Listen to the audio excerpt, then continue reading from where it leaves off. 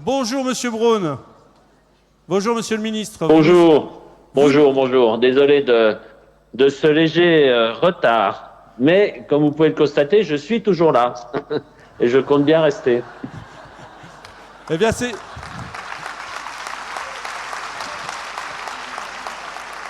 Je l'ai beau.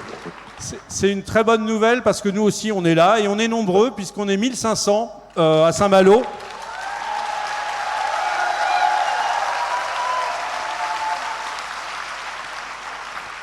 On est Parfait. 1100. Bah, écoutez, j'aime mieux entendre les applaudissements électriques. J'ai entendu vaguement une chanson tout à l'heure qui me semblait pas très juste. Je suis désolé de le dire.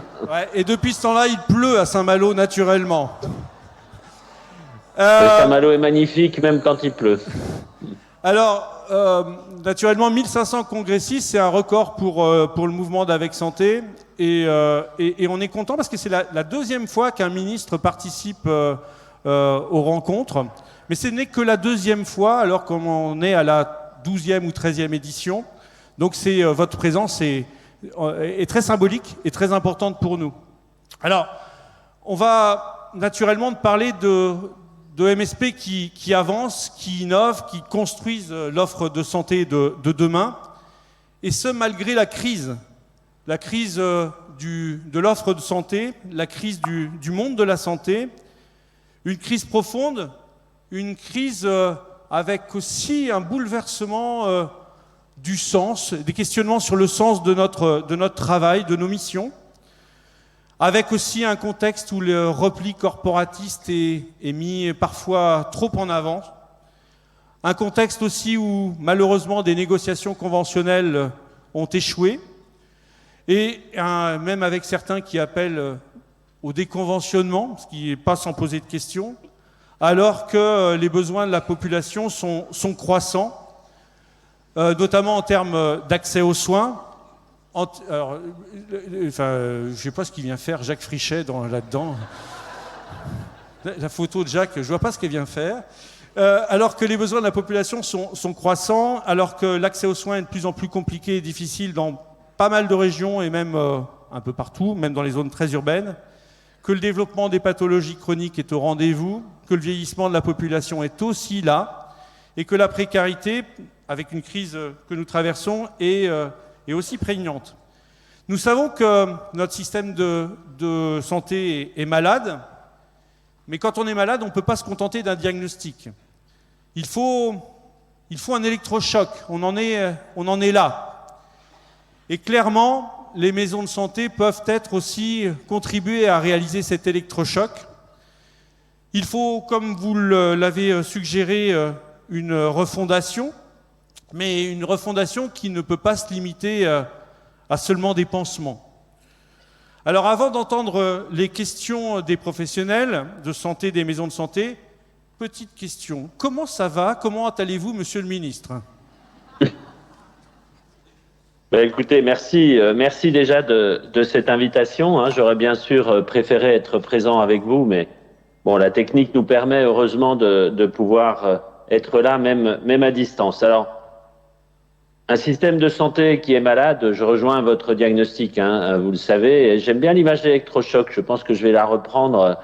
Je dirais, puisqu'on est entre professionnels, que le système de santé est en tachycardie ventriculaire, pas encore en fibrillation, mais que le défibrillateur est à portée de main et qu'il faut certainement s'en servir. Alors, un défibrillateur avec marqué Avec Santé dessus, pourquoi pas? Pourquoi pas? Parce que vous êtes effectivement une des solutions, j'en suis persuadé, majeures par rapport à la crise de notre système de santé. Vous le savez, à titre personnel, on a déjà échangé, mais vous savez que je suis complètement fan de ce modèle, ça c'est clair. Vous avez fait un travail remarquable avec plus de 2000 maisons de santé pluriprofessionnelles maintenant. Il faut résolument, et je veux résolument aller plus loin. Alors aller plus loin, c'est 4000 à échéance 2026, voire plus. Je crois qu'il faut que nous soyons ambitieux. Le modèle que vous présentez, et je pense qu'on va en discuter, est certes à améliorer sur un certain nombre de points, mais en tout cas, c'est exactement la base du traitement que je conduis pour notre système de santé, à savoir ensemble et sur un territoire, ensemble entre professionnels de santé et sur un territoire avec cet engagement, alors j'ose même plus parler de responsabilité territoriale, mais cet engagement territorial et qui est porté par les maisons de santé pluriprofessionnelles. Alors oui, il faut continuer à les développer, oui, il faut les améliorer, que ce soit certainement plus simple, plus facile, mais en tout cas, je serai toujours à vos côtés pour continuer à mettre en place ce traitement. Merci. Alors, la séquence va se dérouler avec la projection de plusieurs capsules vidéo qui ont donc été réalisées avec différents thèmes. Et je vous propose déjà de lancer la première thématique par ces deux vidéos qui vont se succéder. Jacques Frichet, médecin généraliste et président de la Fédération normande. Nouveaux métiers, délégation de tâches, protocole de soins, sont autant d'indicateurs du sens voulu pour nos métiers de demain. L'équipe pluriprofessionnelle est présentée désormais comme un modèle d'organisation à promouvoir. Pourtant, ces règles de fonctionnement l'assimilent encore à une juxtaposition d'acteurs, avec autant de règles que de professions différentes. Source de confusion, ce paradoxe est un frein puissant à son développement. La reconnaissance de l'équipe traitante comme entité soignante dans le cadre d'une convention spécifique ne serait-elle pas alors, monsieur le ministre, une étape nécessaire et décisive? Bonjour Monsieur le Ministre, je suis Karine Renaud, infirmière en pratique avancée en maison de santé en Loire-Atlantique et aussi coprésidente d'une fédération régionale, donc la PMSL Pays de la Loire. J'avais une question à vous poser par rapport à l'équipe traitante.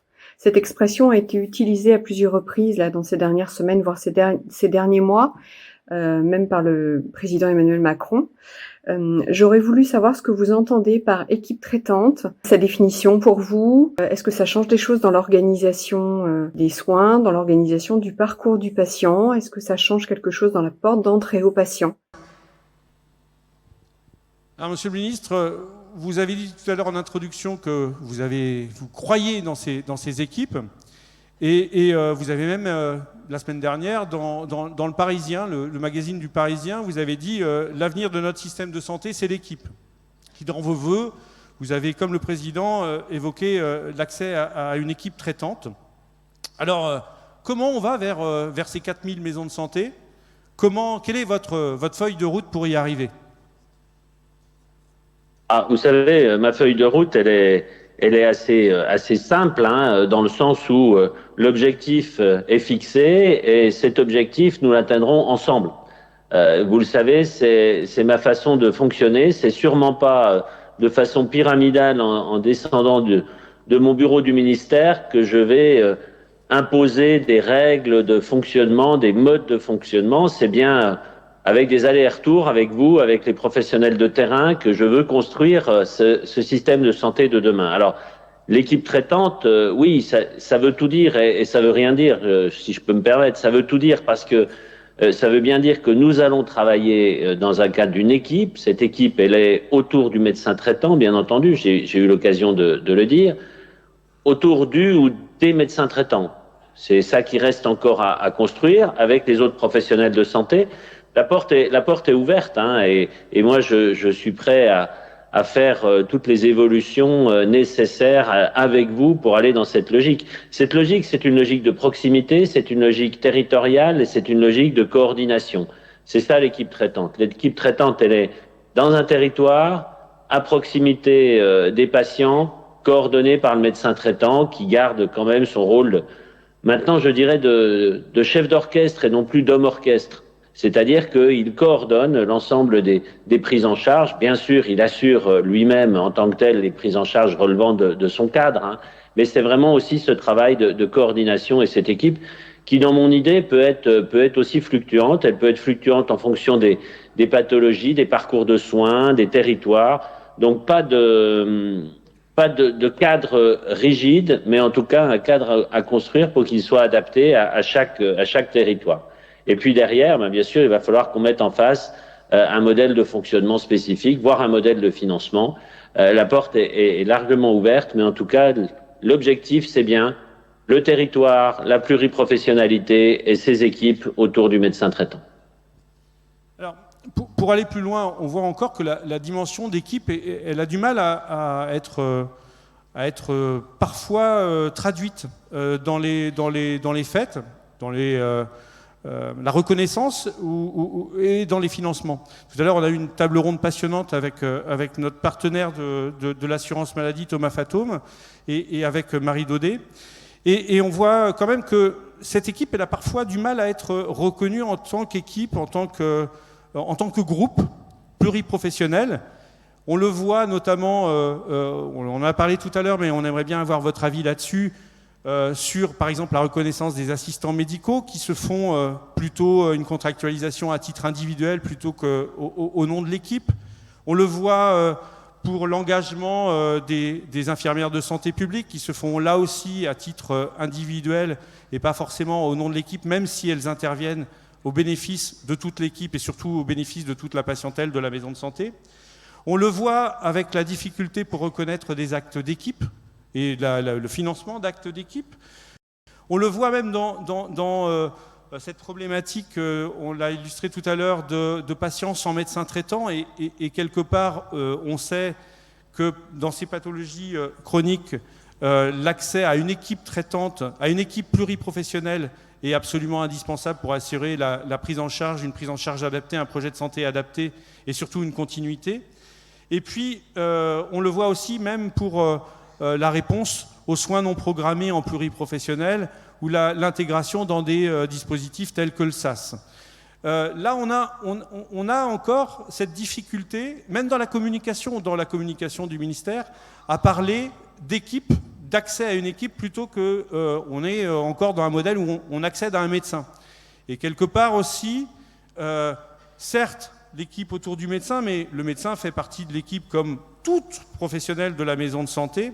Et ça, on a aussi peut-être une volonté d'éclaircissement de la part de votre part, pardon. Oui, effectivement, les choses peuvent paraître encore floues parce que nous sommes en train de construire un nouveau modèle, tous ensemble. Et forcément, dans la construction de ce modèle, on tâtonne un peu par certains moyens, même si on sait, et en tout cas, moi, je sais parfaitement où je veux aller. C'est pas à vous que je vais dire que la culture médicale de base, elle est profondément individualiste. Et ce changement de paradigme, de dire on passe de l'homme orchestre au chef d'orchestre, est quelque chose qui est difficile à faire passer aussi auprès des médecins. Et c'est probablement une des raisons pour lesquelles la convention médicale a patiné un petit peu. Je dirais pas que c'est un échec, parce qu'il y a quand même un certain nombre de points qui ont été mis en avant, et puis nous allons continuer avec le règlement arbitral et la reprise des négociations ensuite. Mais en tout cas, moi, et vous le savez, je suis profondément attaché à cette reconstruction sur la base territoriale et la base de cette notion d'équipe. Alors bien sûr, dans cette notion d'équipe, il faut du pluriprofessionnel. Il faut aussi quand même quelqu'un qui tire cette équipe, qui la pousse vers l'avant, qui la coordonne. Je crois que ça reste quand même extrêmement important. Après, elle peut être physiquement au même endroit, elle peut être un peu dématérialisée. Je crois que vraiment toutes les solutions sont ouvertes. C'est vraiment l'état d'esprit de ce que je veux mettre en avant. Alors, ça ajoute peut-être un petit peu à la confusion parce qu'on va avoir des équipes qui vont être un peu polymorphes, qui en fonction des territoires vont avoir des structurations différentes. Je pense que l'équipe dans un territoire très rural avec peu de professionnels de santé, ça va pas être la même chose que l'équipe en milieu urbain un peu plus resserré. Mais en tout cas, il faut en mettre, j'en suis persuadé, c'est le mode d'exercice de demain, c'est le mode d'exercice qui est demandé par les jeunes professionnels de santé, et c'est le mode d'exercice qui va nous permettre d'apporter une réponse à l'ensemble de nos concitoyens. Vous le savez, depuis le début, moi, mon principe est de dire la vérité, en particulier aux Français, et surtout de leur dire qu'on n'aura pas demain 5 000 médecins de plus, 15 000 infirmières de plus. Il faut qu'on travaille avec les moyens dont nous disposons, il faut qu'on arrive à répondre aux besoins avec les moyens dont nous disposons, et ça passe par plus de temps de soins, plus de temps médical, du travail collaboratif, des assistants médicaux pour tout médecin. C'est ce que nous avions et c'est ce que nous avons mis dans la convention médicale, parce qu'un assistant médical, ça permet à un médecin de voir 10% de patientèle en plus sans travailler plus, simplement en travaillant autrement. C'est pareil en travail pluriprofessionnel, c'est pareil avec une infirmière azalée. C'est vers cela qu'on veut aller. Nous avons une augmentation des besoins, nous avons une offre qui va plutôt aller en diminuant. C'est cet équilibre que nous devons construire ensemble, en ville comme à l'hôpital d'ailleurs. Alors justement, il y a une question, je crois, Emmanuel, pour compléter sur l'équipe. C'est ça. Alors, qui rejoint vos propos. Donc, un assistant d'équipe pour déléguer des tâches administratives et libérer du temps de soins. Alors, c'est écrit en très gros. Pour tous les professionnels de santé au service des patients. Est-ce une révolution? Et qu'en pensez-vous? Je ne sais pas si c'est une révolution, c'est en tout cas une évolution indispensable. Indispensable, et je le redis, en ville comme à l'hôpital. C'est-à-dire que on ne peut plus avoir des professionnels de santé qui passent leur temps à faire des choses qui ne sont pas du soin, qui ne sont pas en lien direct avec leur profession et le sens même de leur profession. Alors on va passer peut-être à la séquence suivante sur les différents niveaux de coordination. Bonjour Monsieur le Ministre, je me présente, Dr Alexandre Feldman, médecin généraliste en Loire-Atlantique et exerçant en maison de santé et membre de l'APMSL, une fédération régionale. Depuis de nombreuses années, les équipes de terrain se coordonnent autour des patients pour leur prise en charge. En avez-vous conscience? Pourquoi vouloir imposer un rythme et des modalités qui ne correspondent pas toujours aux réalités du terrain? Alors, je crois qu'il y avait une l'autre vidéo, elle était dans la foulée, je crois. Bonjour Monsieur le Ministre, je me présente, Charlotte Dubois, je suis diététicienne et coordinatrice dans une maison de santé de Loire-Atlantique et membre de la PMSL, la Fédération régionale des Pays de la Loire. J'aurais une question à vous poser au sujet de l'équipe et de la communauté. En quoi ces formes d'exercice coordonnés se rejoignent, se complètent ou en quoi elles diffèrent? J'aurais aimé avoir votre regard sur ce sujet. Alors, ces deux questions illustrent un petit peu le moment où on est, avec, pour les professionnels, les équipes, diverses sollicitations de se constituer soit en ESP, soit en MSP, d'intégrer des CPTS. Et parfois, pour les professionnels de santé, il y a de la confusion entre les différentes missions des uns et des autres, les différents niveaux de coordination. Et il est important, enfin pour nous, à notre sens, de préciser un peu les choses, sans doute, et savoir si vous partagez ce point de vue de la nécessité de clarifier les choses et de faire en sorte que ce soit plus clair pour tout le monde. Sur l'histoire de la marche forcée, on sait par notre expérience qu'il faut un certain temps de maturation aux professionnels de santé pour constituer une équipe, et notamment avant d'arriver au stade de la MSP, sans doute une étape première autour d'une équipe de soins primaires avec un niveau d'exigence entre guillemets moindre, et peut-être une solution, en tout cas une piste à explorer, mais clairement cette ESP, elle n'est pas franchement définie, ou en tout cas elle est définie de manière différente d'une région à l'autre et soutenue par les ARS d'une manière différente d'une région à l'autre. Donc peut-être on aimerait avoir votre avis là-dessus. Et puis, on aimerait aussi avoir votre éclairage sur le positionnement des MSP par rapport aux CPTS, comment elles peuvent intégrer ces organisations ou ces dispositifs territoriaux, en sachant que la CPTS n'est naturellement pas un espace, n'est pas une organisation effectrice, mais plutôt un espace où les différents effecteurs peuvent se coordonner. Et donc on aimerait bien un petit peu avoir votre vue là-dessus, parce que pour certains professionnels, pour les professionnels que nous sommes, le vécu de l'intégration dans les CPTS est parfois vécu comme une marche forcée, quelque part une certaine obligation, une carotte pour bénéficier éventuellement d'une majoration des rémunérations. Comment vous voyez les choses et quelle articulation vous voyez entre les différents niveaux de coordination?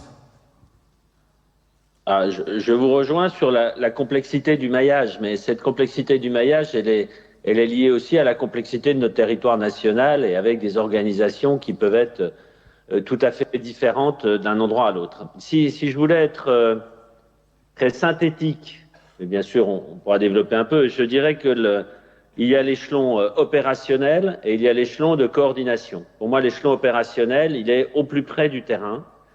il est en proximité. Ce sont les équipes de soins primaires, ce sont les maisons de santé pluriprofessionnelles. C'est un peu ça, les centres de santé, c'est un petit peu ça, cette organisation au plus près du terrain. Et puis on a la coordination entre l'ensemble des structures, y compris d'ailleurs avec des professionnels de santé qui peuvent être isolés, hein, qui n'auraient pas la volonté de rejoindre ces organisations, ça peut encore exister. Et là, cette échelle de coordination à l'échelle d'un territoire, on est plus sur la CPTS. En tout cas, moi, c'est un peu comme ça ma vision des choses. Après, l'évolution, un petit peu, on parle de rythme, vous parlez de marche forcée. Je crois qu'il faut être bien conscient d'une chose, et je le répète, c'est que le rythme, ce n'est pas moi qui l'impose. Le rythme, ce sont nos concitoyens qui imposent le rythme. Le rythme, ce sont nos 714 000 patients en ALD qui n'ont pas de médecin traitant. Le rythme, ce sont les Français qui n'arrivent pas à trouver de solution sur leur territoire et qui nous obligent, quand je dis nous, c'est nous tous, professionnels de santé, qui nous obligent à leur apporter des réponses rapides. Pourquoi je dis ça? Je ne veux pas être Cassandre, mais si les professionnels de santé, si mon ministère aussi, bien entendu, je me mets avec les professionnels de santé, ne prend pas les choses en main, d'autres vont les prendre à notre place. Et on voit bien quelles sont les solutions qui émergent au niveau politique et qui sont réclamées aussi par les Français. Ce sont des obligations d'installation, ce sont du conventionnement sélectif, ce sont plein de choses que vous ne voulez pas, et moi non plus, surtout pas, d'un point de vue purement pragmatique, parce que ça ne fonctionne pas. Donc le rythme, il est défini par les Français. Je crois qu'il s'accélère parce que la situation se dégrade. Je vous parlais tout à l'heure de fibrillation ventriculaire, on n'en est pas loin. Donc il faut que nous agissions globalement maintenant et que nous agissions vite, même si je sais que la maturation des produits prend du temps, que si on veut que ça fonctionne, il faut les laisser avancer à leur propre rythme, mais gardons présent quand même tous en tête cette impérieuse nécessité d'aller vite sans précipitation. Deux petites questions sous-jacentes. L'ESP comme première marche vers une équipe structurée, coordonnée? Pourquoi pas? Pourquoi pas, je vous le dis, moi je suis, et vous le savez, très ouvert à ceux qui marchent. D'ailleurs, c'est dans le cadre du CNR Santé, c'est ce que j'ai dit, ce sont les instructions qui sont données aux ARS. C'est lorsqu'il y a une structure qui répond aux besoins de santé de la population dans un territoire, cette structure, on la pérennise, on la développe. C'est le cadre qui doit s'adapter à ce qui fonctionne et c'est sûrement pas l'inverse. C'est pour ça que c'est très difficile de mettre des noms et des étiquettes. Moi, mon objectif, c'est que sur le terrain, les besoins de la population soient couverts en termes de santé. C'est ça mon objectif. Et CPTS, juste des professionnels de santé de ville ou aussi le secteur médico-social, voire l'hôpital? Alors vous savez, moi j'étais encore il y a pas si longtemps que ça sur le terrain, et j'ai été très mal élevé sur le terrain parce que en tant que responsable du SAMU, je participais au bureau d'une CPTS, la CPTS de Metz, qui a été une des premières et qui a intégré tout de suite les professionnels de ville, l'hôpital, les cliniques privées, l'ensemble des professions, les patients et les politiques. Donc quelque chose d'extrêmement large qui nous permettait d'avancer vite, d'avoir ce lieu de discussion, ce lieu de concertation qui a poussé un petit peu la logique de l'esprit du CNR Santé, c'est-à-dire un lieu de coordination où on retrouve toutes les parties prenantes. Pour moi, idéalement, les CPTS, c'est ça. Alors, on a des niveaux de maturation des CPTS qui sont très différentes. Je crois que l'objectif, c'est d'aider à la création de ces lieux d'organisation, ces lieux de concertation, ces lieux de coordination avec l'ensemble des parties prenantes. Merci. Comme ça, je pense que les choses sont très claires, là, en fait, et le positionnement est très clair.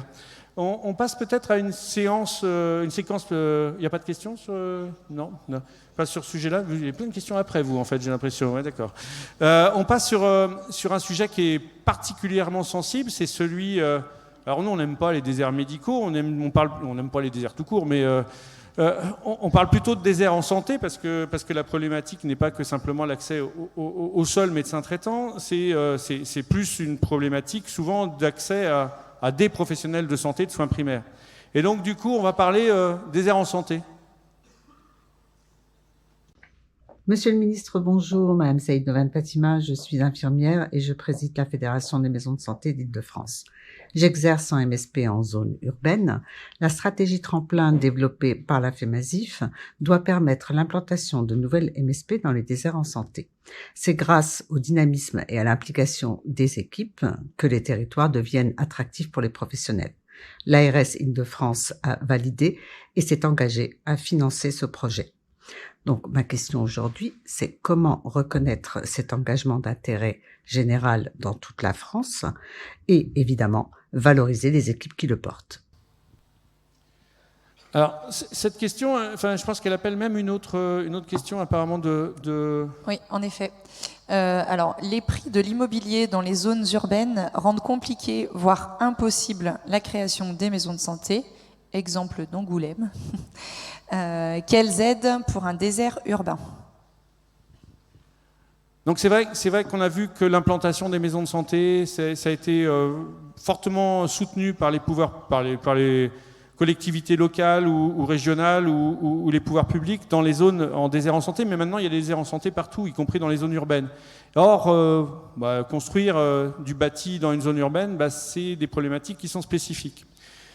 L'autre point de l'intervention précédente, c'était aussi de dire les maisons de santé peuvent être une tête de pont pour des territoires qui sont plus ou moins atones en contribuant à l'organisation ou à l'accès aux soins de zones atones et de créer éventuellement une dynamique en apportant outils, éventuellement professionnels de santé qui pourraient y intervenir physiquement ou à distance, voire apporter le support méthodologique apporté par nos admirables coordinateurs et coordinatrices.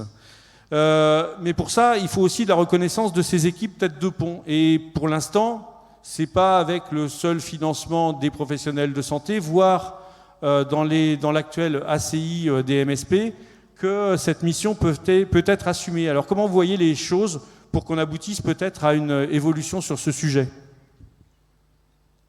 Et il y a effectivement plusieurs questions derrière tout ça. C'est assez amusant que vous parliez de tête de pont parce que j'étais en train d'écrire sur mon papier tête de pont justement. C'est exactement comme ça que je vois ce principe de MSP, tête de pont dans des territoires désertifiés d'une façon générale.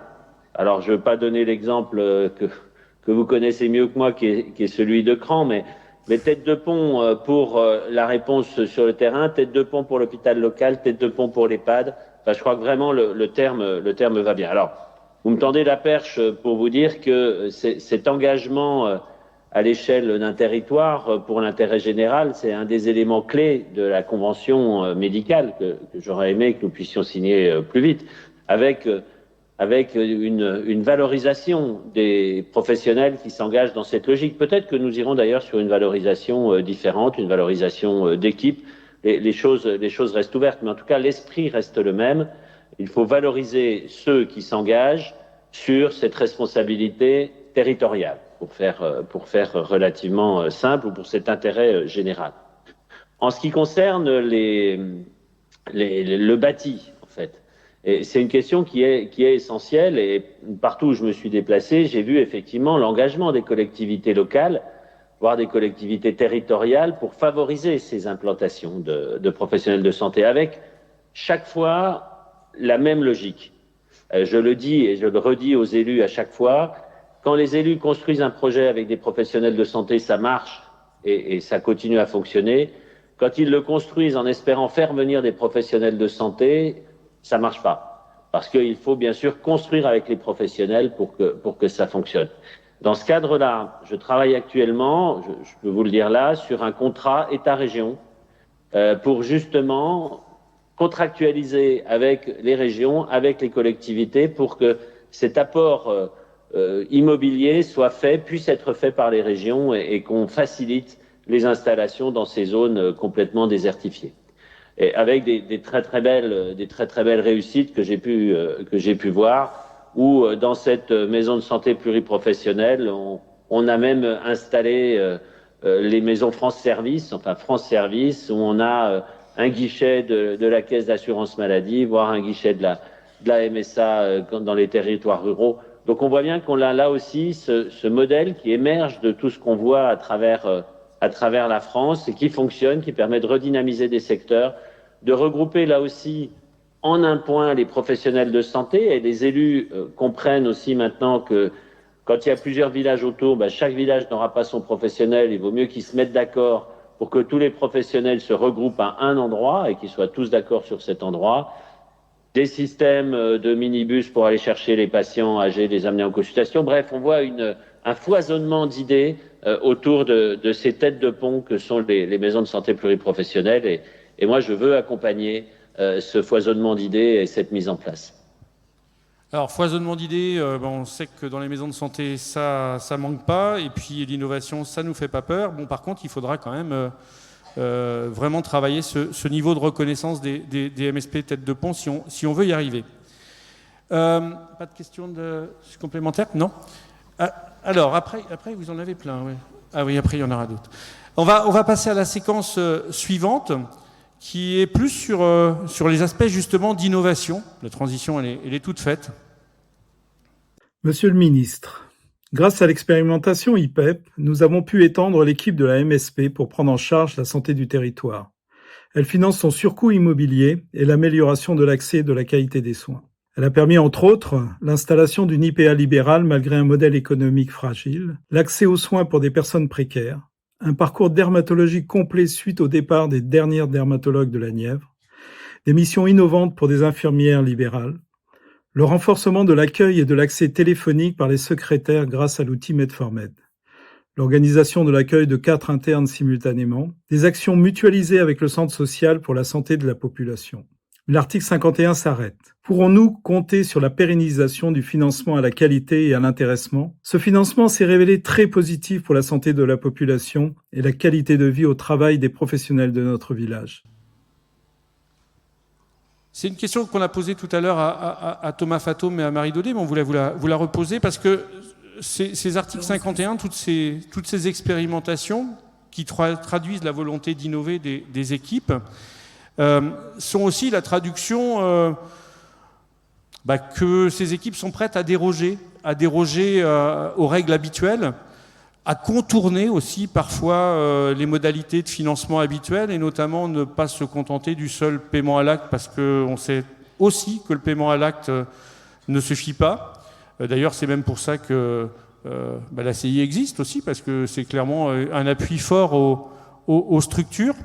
Et en complément de cette ACI, qui est quand même un levier fondamental et la base du fonctionnement des équipes, le financement de ces articles 51, c'est aussi le moyen de changer le système. Alors, les équipes qui le tentent ou les équipes qui voudraient se lancer dans ces expérimentations sont inquiètes ou ont une volonté de voir l'après article 51. Donc, selon vous, est-ce qu'on va continuer à développer cette politique d'innovation et en pérennisant certains articles 51 en les mettant dans le mode de droit commun, ou même aussi, va-t-on continuer cette dynamique d'expérimentation dans les années futures? La réponse va être très simple, oui. Alors, l'article 51 ne se termine pas tout de suite.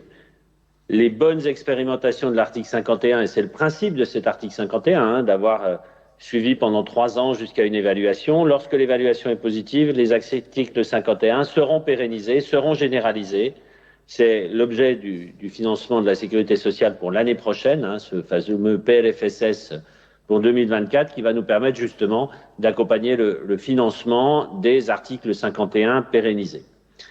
En dehors de l'article 51, je vous rappelle 2 points que j'ai portés déjà dans le cadre du CNR Santé. Le premier, c'est un pouvoir de dérogation maintenant des directeurs d'ARS qui ont justement la possibilité de déroger au cadre très strict pour adapter ce cadre à des structures qui fonctionnent, à des expérimentations, et un financement pour l'instant de 30 millions au niveau du fonds régional qui permet là aussi aux ARS d'accompagner des démarrages, d'accompagner ces expérimentations pour voir elles peuvent se pérenniser et quels en sont les résultats. Dès que je suis arrivé, j'ai dit une chose. J'ai dit, nous devons travailler avec le terrain et mettre en place ces expérimentations. Surtout deux, nous allons évaluer chaque décision que l'on prendra. Chacune des politiques doit être évaluée.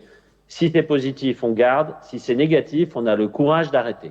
Je crois que c'est ça aussi qui est important et c'est ça le message qu'il faut faire passer. Quand une expérimentation, aussi belle soit-elle, n'apporte pas de résultats, soit pour la santé de nos concitoyens, soit pour le bien-être, le bien travailler des professionnels de santé, eh bien, je prendrai la décision de l'arrêter. À l'inverse, dès que cela apporte quelque chose aux soignés et ou aux soignants, nous allons la continuer. D'ailleurs, alors il y a les innovations article 51, mais il y a aussi de nouvelles pratiques. Et il y a une question sur les nouvelles pratiques. Exactement. Alors, les professionnels de santé qui ne sont pas médecins se préparent déjà depuis longtemps à l'accès direct en MSP. Quel est votre avis sur le sujet, Monsieur le Ministre? Là, je suppose que tu parles de professions particulières. Par exemple, les pharmaciens, les kinés et les infirmiers, orthophonistes et autres. Alors, il y a... la question est... ne peut pas se traiter en 3 minutes. Enfin, je vais me permettre de prendre un tout petit peu de temps pour bien vous préciser ma pensée. Le premier point, c'est que nous devons redonner du temps soignant. Nous devons positionner chaque professionnel de santé en fonction de la plus-value qu'il apporte à chaque patient. Je crois que c'est ça qui est vraiment essentiel.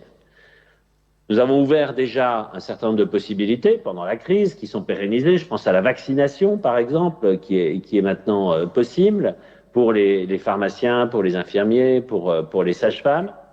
Je crois qu'il faut qu'on continue dans cet axe-là, mais plus sur le principe de mission plus que sur le principe d'acte. En tout cas, c'est ma conviction profonde. C'est d'ailleurs pour cela que les services de la DGOS travaillent sur le re-engineering aussi de la formation du métier d'infirmière, avec potentiellement derrière des réflexions sur le décret, qui ne devra plus être un décret d'acte, mais un décret de mission. C'est là aussi qu'il faut qu'on facilite cette coordination entre l'ensemble des professionnels. On s'appuie sur, en tout cas moi je m'appuie sur les réflexions qui ont été faites au niveau du CLIO, ce comité de liaison interordre, qui propose des ouvertures, des solutions intéressantes en fonction du cas où les gens ont un médecin traitant ou pas de médecin traitant, si on est dans un exercice coordonné ou pas. Il y a l'ensemble des choses qu'il faut voir. En tout cas, il y a quelque chose pour moi qui est essentiel, je le rappelle à chaque fois. Les autres professionnels de santé, on leur confie des missions de par leurs compétences propres. Et on ne leur confie pas des missions sous prétexte qu'on n'a plus de docteur et qu'il faut déléguer des tâches et quelque part dénaturer l'exercice même. Je crois que ça, c'est très important. Je le rappelle à chaque fois à l'Assemblée que j'ai des questions là-dessus. Encore récemment, dans le projet de loi autour de la fausse couche, où on me disait mais on donne des missions aux infirmières pour suppléer les docteurs qui ne sont pas assez suffisants. Non, c'est absolument pas ça. On redonne des missions aux gens en fonction de leurs compétences qui sont liées à leur formation initiale ou continue. Et on est en train là aussi d'avoir un nouveau modèle de prise en charge. On n'en est pas aux nurse practitioners des anglo-saxons, mais en tout cas avec les IPA, on approche des compétences nouvelles qui replacent l'ensemble des professionnels dans le spectre de la prise en charge et des parcours de soins de façon différente. Et je le redis, chacun apportant sa plus-value dans le cadre d'un exercice coordonné.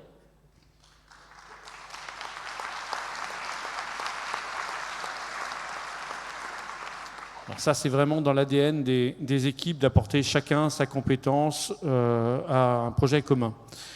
On va passer à un sujet, je sais, hyper important pour vous, mais aussi hyper important pour nous parce que s'il est au cœur de ces changements de pratiques et même au cœur de nos projets de santé, celui de la prévention. Laurence Cassé, sage-femme à la maison de santé pluriprofessionnelle de Béziers, dans l'Hérault. Monsieur le ministre, les MSP sont prêts à réaliser en équipe les rendez-vous de prévention aux âges clés de la vie. Comment voyez-vous le rôle des MSP et du pluripro dans votre mesure? Alors, pour nous, c'est un point aussi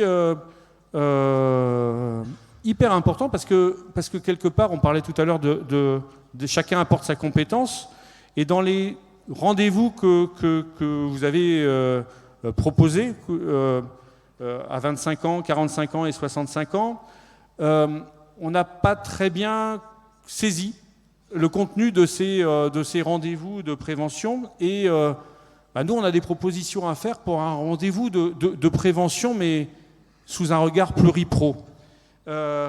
Au-delà du seul regard médical ou au-delà du seul regard d'une personne qui aurait une compétence en prévention au sein de l'équipe ou amenée à l'équipe. Donc comment on peut passer à un rendez-vous de prévention d'équipe, et comment après on peut éventuellement mettre en place un projet personnalisé préventif adapté à la situation de chaque personne. Deuxième question, pour élargir sur ces rendez-vous de prévention, au-delà de ces rendez-vous de prévention, c'est les moyens qui sont donnés aux équipes. Et là aussi, le point de l'ACI est important, mais quand même, ce modèle de prévention est quand même volontiers basé sur un paiement à l'acte, et clairement, faire de la prévention avec du paiement à l'acte, c'est quand même pas top. On parlait tout à l'heure d'évolution ou de révolution. La politique de la prévention, ça doit être une véritable révolution pour notre pays. Pas à vous que je dirais que nous sommes très en retard sur notre politique de prévention, et ce n'est pas anodin non plus que ce ministère s'appelle ministère de la Santé et de la Prévention. Donc c'est un axe très très fort, et je veux pas... Si, je vais vous citer quand même Camus, parce que c'est aussi quelque chose qui pour moi est très très important. C'est mal nommer les choses, c'est ajouter au malheur du monde. Et si le terme de rendez-vous de prévention a été pris, ça veut dire quelque chose. On n'a pas choisi, et je n'ai pas voulu le terme de consultation de prévention. C'est bien rendez-vous de prévention, ce qui par nature ouvre la porte à l'ensemble des professionnels de santé, au moins, peut-être aussi à d'autres, et je pense en particulier à tout ce qui va concerner la prévention autour d'activités physiques adaptées, ou le sport santé, ou le parasport santé. Donc on est bien dans une logique de rendez-vous de prévention. Les âges différents de la vie qui ont été différenciés pour l'instant, donc en gros l'entrée dans la vie active, en tout cas le début de la vie active, la quarantaine, et puis l'approche de la retraite.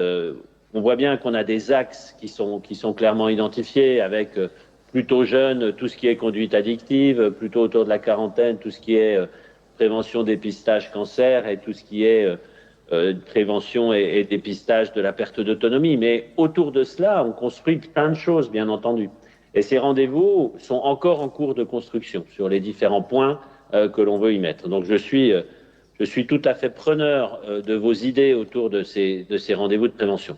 Je crois que l'enjeu, là, on est dans une vraie révolution pour notre système de santé. Vous l'avez vu, avec le président de la République, nous sommes allés annoncer la vaccination contre le papillomavirus à partir de l'année prochaine pour tous les élèves de 5e, garçons et filles. C'est quelque chose qui sera efficace dans 20 ans, 25 ans, on le sait très bien.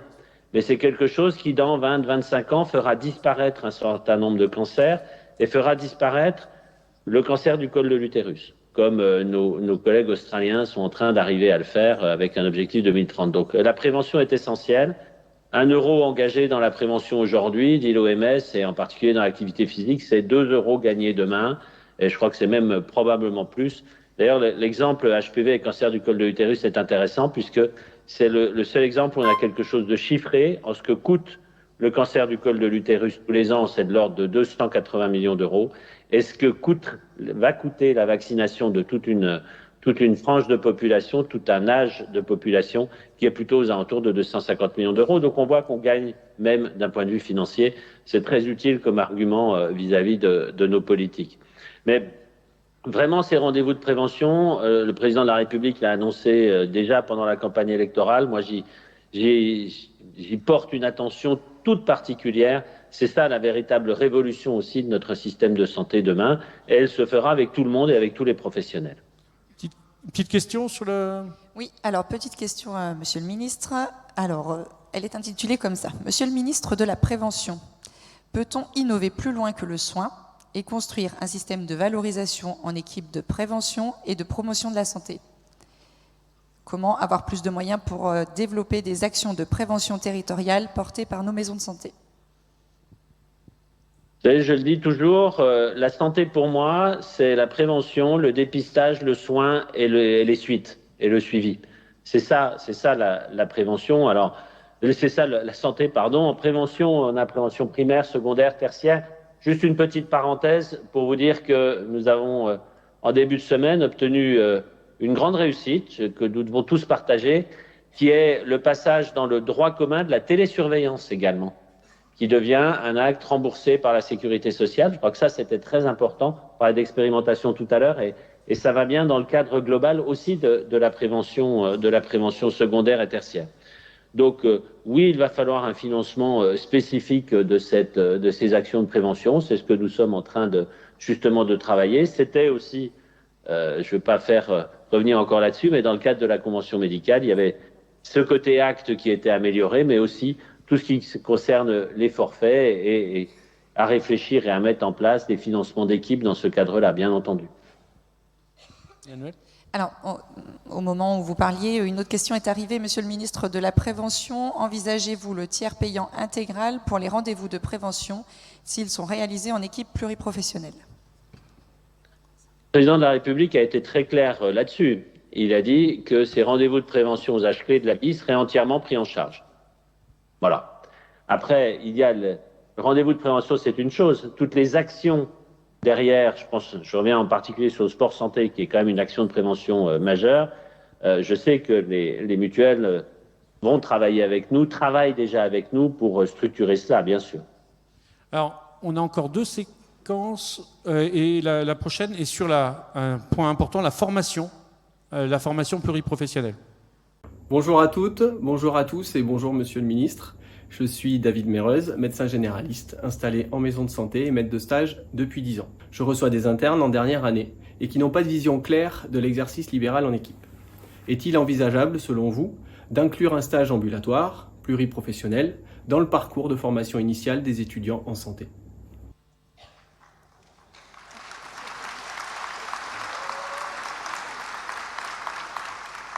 Naturellement, la formation initiale pluripro est hyper importante, mais jusqu'à présent, seuls, et là une fois de plus, seuls les professionnels individuels sont reconnus comme maîtres de stage, mais pas la structure. Pas la maison de santé n'est pas reconnue en tant que lieu de stage.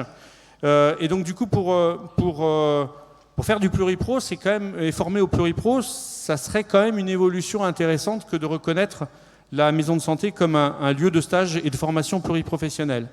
Il y a la formation initiale et puis il y a la formation pluripro continue. Et on a vu aussi que dans les programmes DPC, le pluripro n'est plus retenu comme quelque chose de prioritaire.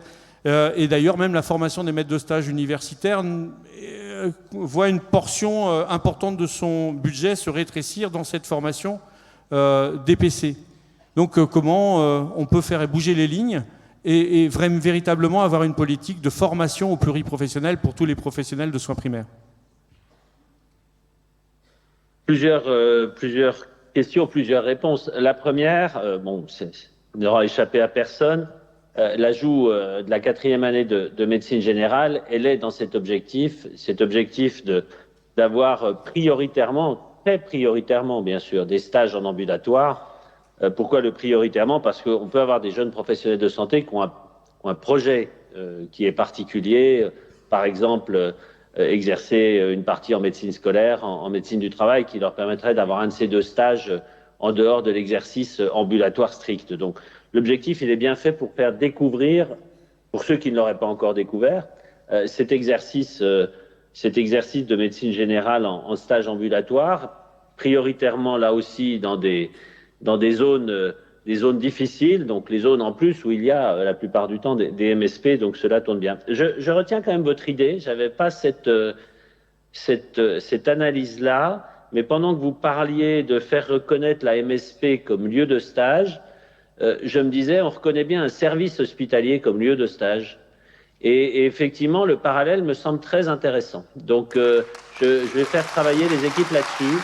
Je Je pense qu'il n'y a pas de raison qu'une MSP ne soit pas identifiée comme un service pour un stage ambulatoire. Donc je prends l'idée, je prends la balle, il n'y a pas de problème.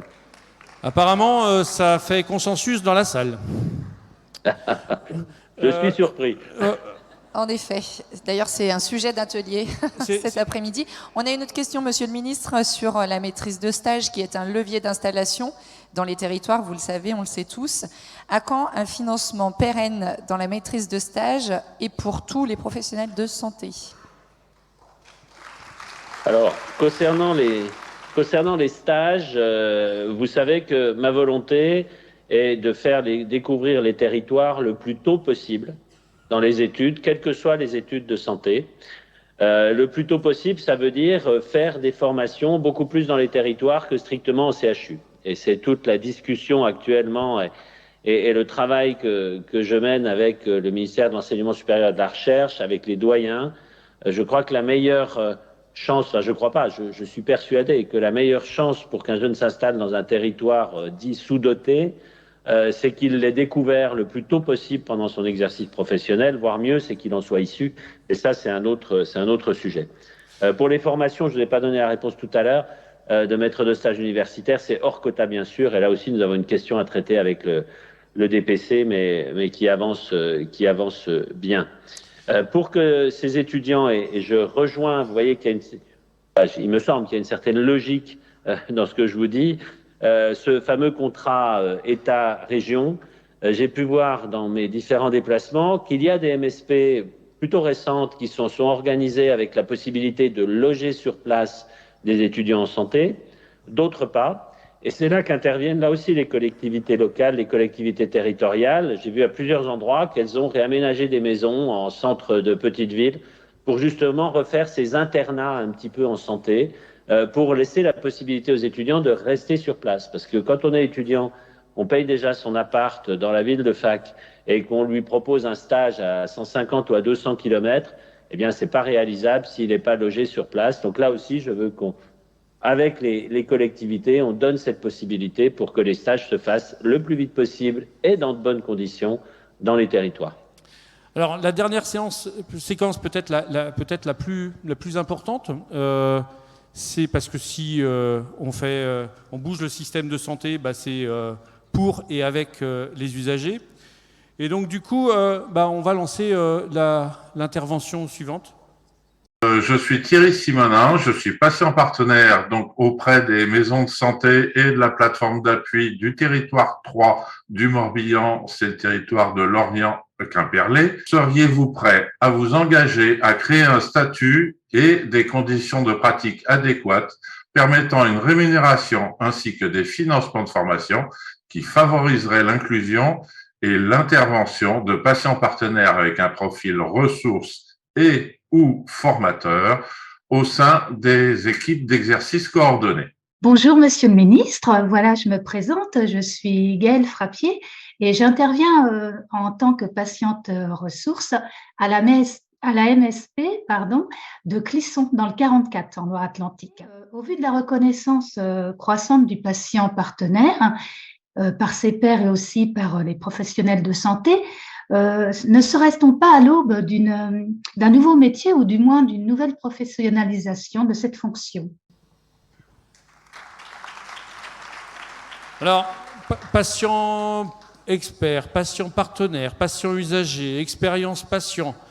Bref, ça veut dire que les patients ont légitimement une place dans le système de santé, c'est le moins qu'on puisse dire, et revendiquent cette place et ont une pierre à apporter dans nos projets de santé des maisons de santé. Mais faire vivre cette volonté, c'est compliqué à mettre en place. Et avez-vous une volonté politique d'améliorer les choses sur cette reconnaissance, en tout cas, des usagers dans notre système de santé et dans les équipes, et une incitation aux équipes à le faire? Cette volonté politique, elle est claire et je crois qu'elle est visible. Elle est visible par le principe même du Conseil national de la refondation en santé, ce CNR Santé, qui associe systématiquement, comme je vous le disais, les professionnels de santé, les élus et les soignés, les citoyens d'une façon générale. C'est ni plus ni moins qu'une ouverture vers une nouvelle démocratie sanitaire. un nouveau mode de démocratie sanitaire avec plusieurs niveaux même. Hein. Je vais même plus loin que simplement la réflexion sur les patients experts. Nous avons ces patients experts, quel que soit le nom qu'on leur donne, il y a plusieurs noms, qui, à mon avis, doivent intervenir à deux niveaux. Ils doivent intervenir dans la formation des professionnels de santé, c'est essentiel, et ils doivent intervenir auprès des professionnels de santé sur le terrain. Nous avons aussi cette structuration des pairs aidants, c'est-à-dire ces personnes qui peuvent être malades elles-mêmes et qui apportent leur connaissance sur la maladie à d'autres malades.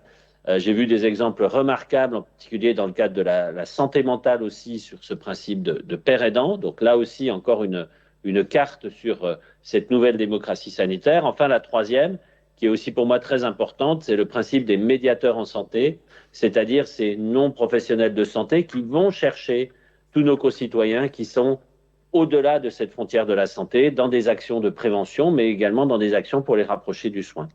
Donc on voit bien que la volonté du gouvernement est claire là-dessus. Nos concitoyens, dans le cadre de cette nouvelle démocratie sanitaire, ont une place essentielle à jouer dans cette refondation de notre système de santé, à plusieurs niveaux. Et nous sommes en train de travailler déjà sur la médiation en santé, sur les pairs aidants, demain sur les patients experts, sur une reconnaissance professionnelle ou professionnalisante à voir de ce que peut être ce métier. Pour ma part, je pense que ces nouveaux métiers peuvent s'exercer à côté d'un autre métier, ne pas en faire un métier unique, et qu'il faut qu'on s'oriente vers ce type de profil. Mais en tout cas, j'aurai sur les médiateurs en santé les résultats de la mission que j'ai lancée il y a 2 mois, d'ici le mois de juin, et nous pourrons ensuite décliner la paire aidance et décliner les patients experts. Alors, monsieur Braun, pour finir, Thomas Fatome disait ce matin, on accélère, on accélère, on accélère. Alors, la refondation, c'est accéléré, d'après vous? La refondation, c'est on accélère. Vous parliez de rythme tout à l'heure. Là, j'aurai la semaine prochaine à annoncer la phase 2 du CNR Santé. Cette phase 2, c'est la mise en application de ma feuille de route, des 10 points de ma feuille de route sur le terrain, la mise à disposition des outils à l'échelle de chaque territoire. C'est ce en quoi je m'étais engagé et nous y allons, nous continuons dans ce sens. Merci à vous, merci pour cette intervention très claire et qui nous donne du punch et du sens. Merci à vous. Merci, à très vite.